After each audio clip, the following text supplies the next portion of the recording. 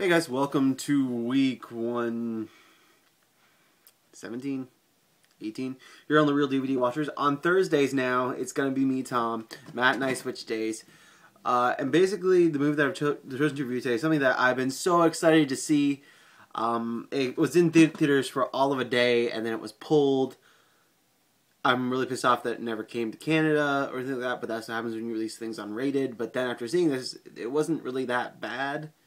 So, I don't know, maybe the MPAA is way too overly sensitive as to what people show. I mean, yeah, they are really fucking oversensitive, but it just, yeah, like, to me, it wasn't really that bad. It's just your typical average horror movie. But that movie in question is Adam Green's Hatchet 2. A lot of people have been really looking for this. This came out in the States on the 1st, and us here in Canada got dicked around until the fucking 15th. And I had a really bad experience with Amazon trying to get a hold of this on Blu-ray, but I'm not going to get into it.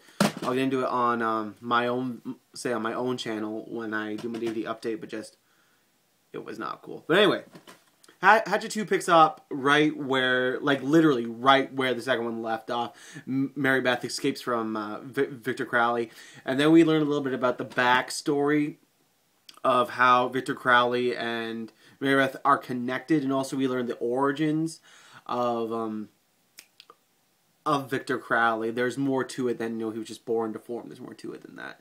And then pretty much Mary Beth decides, she's going to go talk to Reverend Zombie, and pretty much they gather up this posse, and essentially they go into the woods to kill Victor Crowley and stop him once and for all. First and foremost, the story of this feels really, really average. And for Adam Green, to me, that just doesn't work.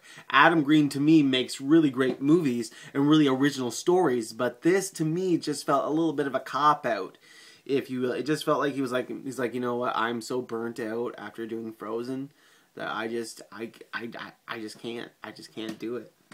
Seems like it was really slapped together. For me, it would have been better if he would have waited a little bit longer to do this. Even stuff like the special effects, like big payoff stuff. Like there's this one scene where this guy gets his face put into a boat propeller, and you think it's gonna be fucking awesome, except you only really see the aftermath, and it's really not that great. Don't get me wrong. There's other really great kills in this, and there's so many friends of Adam Green in this movie. Like Joe Lynch is in this movie, Sean Ashmore's in this movie, fucking Emma Bell's in this movie. And the fun thing is about this movie, it pays so much homage to other movies, like a whole bunch of like different Adam Green movies. I mean, like Emma Bell is playing Parker again from Frozen. There's a fucking Jack Chop ad. There's a fucking Leslie Vernon reference. Fucking Lloyd Kaufman is in this movie. Fucking Daniel Harris. There's so many inside jokes and jabs and like twists at other movies. To me, it's just like, okay, buddy, we get it. You're friends with other people. Like it's okay. Like, don't get me wrong, it still made me laugh. In the same hand, though, it's like, okay, you're kind of going a little bit overboard. Especially when like Joe Lynch is there, he just gets like his jaw ripped off at one point. And I mean, fucking Buddy from House of the Devil, who plays the pizza guy, is in this too. But for me, it just really felt so thrown together and kind of rushed, if you will. The prosthetics in this movie really weren't up to par of the first one. I mean, the blood essentially looked like red paint. A lot of the gore was really, honestly, it wasn't for one of his friends. It really honestly felt like it was half-assed done. I know it sounds really, really mean to say, but it kind of does. I mean, I love Adam Green as a director. He's a great director and he makes these great movies. But Hatchet 2 just really felt like kind of a letdown. I don't know. I mean, it's still an alright movie. Like, you can throw it on and forget about it, but it is a rather forgettable sequel. And I think my biggest problem with this movie is fucking Daniel Harris as Mary Beth. Like, I understand that the Tamara, where the fuck her last name is, she wanted more money for the role. And originally, Daniel Harris was gonna do Mary Beth in the original Hatchet. But just, Daniel Harris, there's times when you're watching her and just like, are you a fucking robot? Because that's what you're acting like.